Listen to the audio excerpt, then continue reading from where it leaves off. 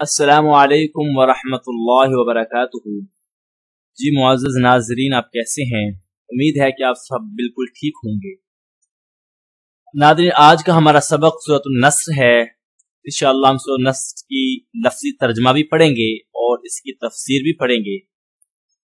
इंशाअल्लाह उम्मीद है कि ये सूरत भी आपको बहुत अच्छी तरह समझ आ जाएगी। नाज़रीन, आज ये हमारा सबक नंबर 6 है। बाकी हमने 5 सबक पढ़ चुके हैं। अगर कोई वीडियो मिस हुई है तो आप हमारे YouTube channel Yasir online Quran academy पर जाकर मुकम्मल असबाक पढ़ सकते हैं और वहां पे आपको मजीद बहुत अच्छे अच्छे कुरान हज़रात की तिलावतों वाली वीडियोस भी मिलेंगी, इसमें जो आपके दिल को सुकून पहुंचाएंगी। चलिए नाज़रीन, हम शुरू करते हैं सूरतुन नस्र। सूरतुन नस्र ये मदनी है, ये मदीना मुनव्वरा में नाजिल हुई, इसमें किसी का इख्तिलाफ नहीं है। और इस सूरत का दूसरा नाम सूरतुत तौदी भी है। सूरतुत तौदी के माना है होते हैं रुखसत करने, रुखसत करना।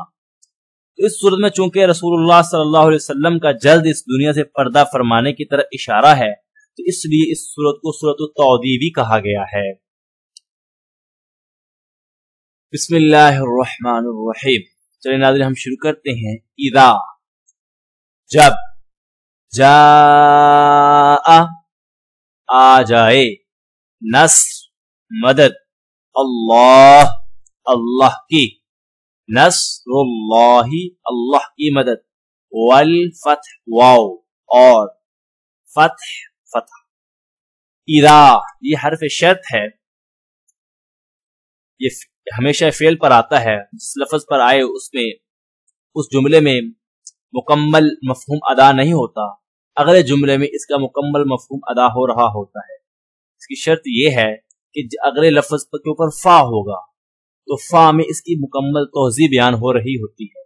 मसलन इज़ा जाअ नस्रुल्लाहि वल फतह, जब आ जाए अल्लाह की मदद, उस वक्त आपने क्या करना है, यहाँ से ये बयान हो रहा है। उस वक्त आपने तस्बीह बयान करनी है अल्लाह की और इस्तिग़फ़ार करना है। ऐसे ही जैसे आप कहते हैं अगर आप आएंगे तो मैं आपसे मिलूंगा, अगर आप हमारे घर आएंगे तो मुझे बहुत अच्छा लगेगा, ऐसे ही ये ऐसा ही है। इदा जब, जा आ जाए, नस्रुल्लाही मैंने आपको बताया था दो लफ्ज हों, पहले पर अलिफ लाम ना हो, दूसरे पर अलिफ लाम हो, तर्जमा अलिफ लाम वाले से शुरू करना है। अल्लाह की मदद, इनके तर्जमे का के कू के लफ्ज आएंगे। वाओ वल फतह और फतह और फतह। ये वाओ आतिफा है, इसका मतलब होता है ये दोनों तर्जमे एक साथ हो रहे हैं। जब आ जाए अल्लाह की मदद और फतह। इस इंशाल्लाह इसकी मजीद तफसीर वाओ अतफ क्या होती है, कहाँ का इस्तेमाल होती है, इंशाल्लाह मैं आपको इसकी आगे नेक्स्ट वीडियोस में इसकी मुकम्मल तफसील बताऊंगा। अच्छा, इदा जा नस्रुल्लाह वल फतह, जब आ जाए अल्लाह की मदद और फतह। इस आयत से क्या मुराद है? इस आयत से ये पता चल रहा है कि ये सूरत फतह मक्का से पहले नाजिल हुई है। बाद रिवायात में है कि सूरत फतह मक्का के बाद हुज्जतुल विदा के मौका पर नाजिल हुई। जैसा कि हजरत इब्न उमर रजी अल्लाह अन्हु फरमाते हैं कि सूरत हुज्जतुल विदा में नाजिल हुई। तो इस सूरत के नाजिल होने के बाद अल्लाह के पैगंबर इस दुनिया में 80 दिन तक रहे। 80 दिन के बाद अल्लाह के नबी इस दुनिया से पर्दा फरमा गए। क्योंकि ये सूरत कुरान मजीद की आखिरी सूरा भी है, जैसे सही मुस्लिम में हज़रत इब्न अब्बास से मनकूल है, सूरत नस्र कुरान मजीद की आखिरी सूरत है। मतलब यह है कि इसके बाद कोई मुकम्मल सूरत नाजिल नहीं हुई। आयतें तो नाजिल हुई हैं लेकिन मुकम्मल सूरत कोई नाजिल नहीं हुई। जैसे कि सूरत फातिहा कुरान मजीद की पहली सूरा है, वो इसलिए इस एतबार से है कि वो मुकम्मल पहले नाजिल हुई है। हालांकि उससे पहले भी कुछ आयतें नाजिल हुई हैं, सूरत इक़रा बिस्मि रब्बिकल लज़ी वाली और सूरत मुदस्सिर की भी कुछ आयतें नाजिल हुई हैं, लेकिन मुकम्मल सूरत फातिहा नाजिल हुई। ऐसे ही आखिरी सूरत ये सूरत मुकम्मल नाजिल हुई।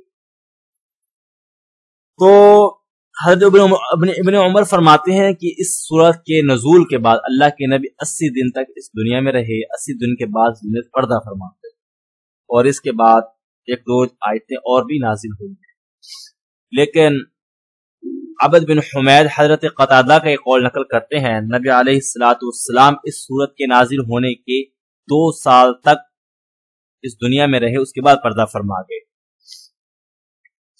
اور اس کا حاصل بھی یہی ہے، یہی قول زیادہ راجح ہے، کیونکہ اس کا نزول فتح مکہ سے پہلے ہوا ہے، کیونکہ اس آیت سے بھی پتہ چل رہا ہے کہ جب آ جائے، مطلب کیا اس وقت فتح مکہ نہیں ہوا، فتح مکہ جب ہوگا، یہاں نصر سے مراد فتح مکہ ہے، جب آ جائے اللہ کی مدد۔ تو کیونکہ فتح مکہ رمضان سن 8 ہجری میں ہوئی، اور وفا اللہ کے نبی اس دنیا سے پردہ جو فرما گئے وہ تاریخ سن 11 ربیع الاول سن 11 ہجری ہے۔ تو جن روایات میں یہ کہا جاتا ہے کہ سورت حجۃ الوداع فتح مکہ سے پہلے نازل ہوئی ہے، فتح مکہ کے بعد نازل ہوئی، تو ان کا مطلب یہ ہو سکتا ہے، ان روایات کا مطلب یہ ہو سکتا ہے کہ اس موقع پر اللہ کے نبی نے سورت کی تلاوت فرمائی ہو، ان حضرات نے یہ سمجھا ہوگا کہ سورت ابھی نازل ہوئی۔ جناظرین چلے اب ہم یہ سورت پڑھتے ہیں۔ بسم اللہ الرحمن الرحیم۔ اذا جب، جاء آ جائے، نصر اللہ اللہ کی مدد، والفتح اور فتح، ٹھیک ہے، جب آ جائے اللہ کی مدد اور فتح۔ وَرَأَيْتَ النَّاسَ، وَرَأَيْتَ النَّاسَ، اور آپ دیکھیں گے، اسی ترجمے سے یہ ہوگا اصل میں، اور آپ دیکھیں گے، آپ دیکھیں، یہ انہوں نے مفہومی ترجمے کے اعتبار سے لکھا ہے، اور آپ دیکھیں گے، کیا دیکھیں گے؟ جب اللہ کی مدد اور فتح آئے گی، مطلب کہ جب فتح مکہ ہوگی، آپ دیکھیں گے، کیا دیکھیں گے؟ الناسا، لوگوں کو، لوگوں کو، یہ فعل ہے، یہ آپ دیکھیں گے، آپ کس کا ترجمہ ہے؟ اتا کا، جہاں بھی کسی لفظ کے ساتھ یہ تا ضمیر آ جائے، تا کے اوپر زبر ہو، تو ترجمہ اس تا ضمیر سے شروع کرنا ہے، آپ، اس کا ترجمہ ہوتا ہے آپ، تو، آپ، لیکن اللہ کے نبی کے لیے استعمال ہو رہے ہیں، اس لیے ہم ادب کا لفظ استعمال کریں گے۔ آپ دیکھیں گے، الناسا، کیا دیکھیں گے؟ لوگوں کو، کس حال میں دیکھیں گے؟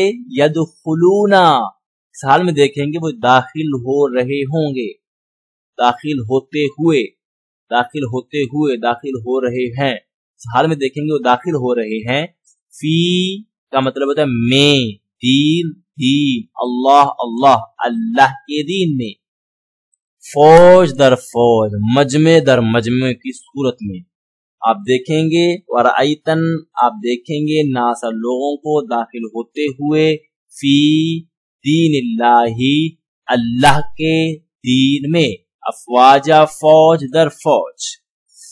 سے کیا مطلب ہے ورائت الناسا کا؟ فتح مکہ سے پہلے بہت بڑی تعداد لوگوں کی ایسی تھی جن کو اللہ کے نبی کی رسالت اور اسلام کی سچائی پر تقریباً یقین ہو چکا تھا، مگر وہ اسلام میں داخل ہونے سے پہلے ابھی تک قریش کی مخالفت کے خوف سے یا کسی تذبذب کی وجہ سے رکے ہوئے تھے۔ فتح مکہ نے وہ رکاوٹ دور کر دی، تو فوج فوج ہو کر یہ لوگ اسلام میں داخل ہونے لگے۔ یمن سے تقریباً 700 لوگ مسلمان ہو کر پہنچے، جو راستہ میں اذانیں دیتے اور قرآن پڑھتے ہوئے آئے۔ اسی طرح عام عرب فوج در فوج اسلام میں داخل ہوئے۔ یہ اللہ تعالیٰ کہہ رہے ہیں آگے، فسبح بحمد ربک واستغفر، کیا ہے؟ آپ تسبیح بیان کیجئے۔ ایک اس میں آپ اور بتا دوں، جب اگر کسی کی موت کا وقت قریب ہو تو اس کو تسبیح اور استغفار زیادہ کرنا چاہیے، تسبیح اور تغفیر بیان کیجیے۔ اس آیت میں اشارہ ہے کہ اللہ کے پیغمبر جلد اس دنیا سے پردہ فرمانے لگے ہیں، ایسا کہ بہت سی احادیث میں یہی منقول ہے۔ ایسے ہی بہت سی احادیث اور آثار صحابہ میں ہے کہ اس صورت میں رسول اللہ صلی اللہ علیہ وسلم اس صورت میں سلم کا اس جلد اس دنیا سے پردہ فرمانے کی طرف اشارہ ہے۔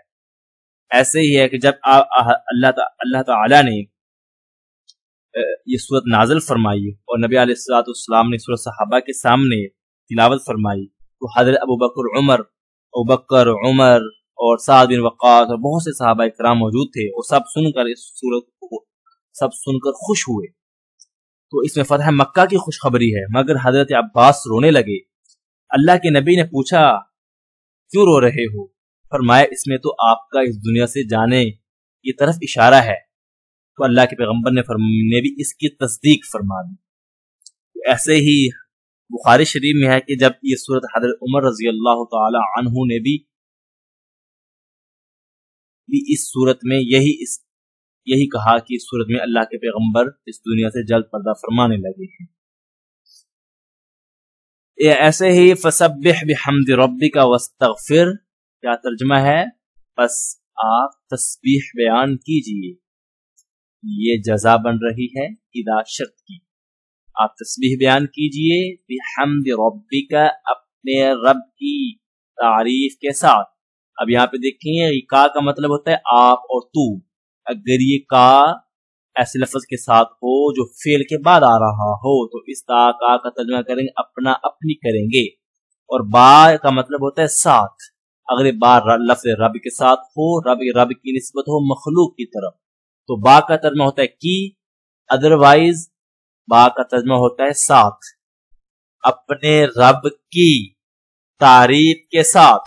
ایک بات یاد رکھیے گا تو دو لفظ ہوں، پہلے لفظ پر دو لفظ ہوں یا تین لفظ ہوں، اس کے بعد اگر ضمیر آ رہی ہو تو ضمیر انشاءاللہ میں آپ کو بتاؤں گا تفصیل کے ساتھ ضمیر کتنی ہے اور کون کون سی ضمیر ہے، تو ترجمہ ضمیر سے شروع کرنا ہے، بحمد ربک، اپنے رب کی تعریف کے ساتھ، واستغفر، اور آپ استغفار کیجئے، انہو، بے شک وہ، کانا توابا، کیا ہے؟ کانا کا مطلب ہے توابا، بڑا توبہ قبول کرنے والا۔ حضرت صدیقہ عائشہ فرماتی ہیں سورت کے نازل کے ہونے کے بعد اللہ کے پیغمبر جب بھی کوئی نماز یا دعا کرتے تو پڑھتے سبحانک ربنا وبحمدک اللہم اغفر لی۔ ایسے ہی حضرت ام سلمہ رضی اللہ عنہ فرماتی ہیں اس سورت کے نازل ہونے کے بعد اٹھتے بیٹھتے جاتے آتے ہر وقت یہ دعا پڑھتے سبحان اللہ وبحمدہ استغفر اللہ واتوب الیہ، فرماتے تھے مجھے اس کا حکم کیا گیا ہے، اور دلیل میں اذا جاء نصر اللہ والفتح کی تلاوت فرماتے۔ تو حضرت ابو ہریرہ رضی اللہ عنہ فرماتے ہیں اس سورت کے نازل کے بعد رسول اللہ صلی اللہ علیہ وسلم عبادت میں بہت مجاہدہ فرمایا، یہاں تک کہ آپ کے پاؤں میں ورم پڑ گئے۔ ناظرین آپ کو اس سورت کی تھوڑی تفصیل تو پتہ چل ہی گئی ہوگی، خلاصہ میں آپ اس سورت کی تھوڑی سی تفصیل بیان کر دیتا ہوں۔ اللہ کے پیغمبر علیہ السلام کو حکم دیا گیا ہے کہ جب اللہ کی مدد اور فتح یعنی فتح مکہ کے آثار آپ پہنچے، اس فتح پر مرتب ہونے والے آثار یہ ہیں کہ آپ لوگوں کو اللہ کے دین اور اسلام میں جوق در جوق داخل ہوتا دیکھ لیں تو اس وقت سمجھیے کہ مقصود دنیا یعنی دنیا میں رہنے کا مقصد اور آپ کا بھیجنے کا مقصد وہ پورا ہو چکا ہے، وہ اب سفر آخرت قریب ہے، اور اس کے لیے تیاری کیجئے اور اپنے رب کی تسبیح و تحمید کیجئے، ایسے ہی اس سے مغفرت کی درخواست کیجئے، یعنی کہ ایسے امور جو خلاف اولا ہو گئے ان سے مغفرت مانگیے، وہ بڑا توبہ قبول کرنے والا ہے۔ ایک اور بار ناظرین ہم اس کی تلاوت فرما دیتے ہیں، مجھے فالو کیجئے۔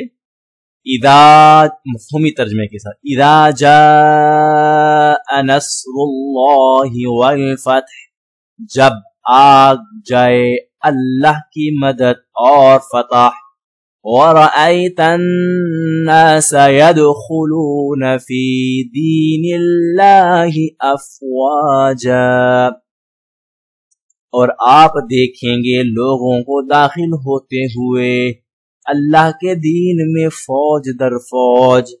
فَسَبِّحْ بِحَمْدِ رَبِّكَ وَاسْتَغْفِرْ، بس آپ تسبیح بیان کیجئے اپنے رب کی تعریف کے ساتھ اور استغفار کیجئے، انہو کان توابا، بے شک وہ اللہ بہت توبہ قبول کرنے والا۔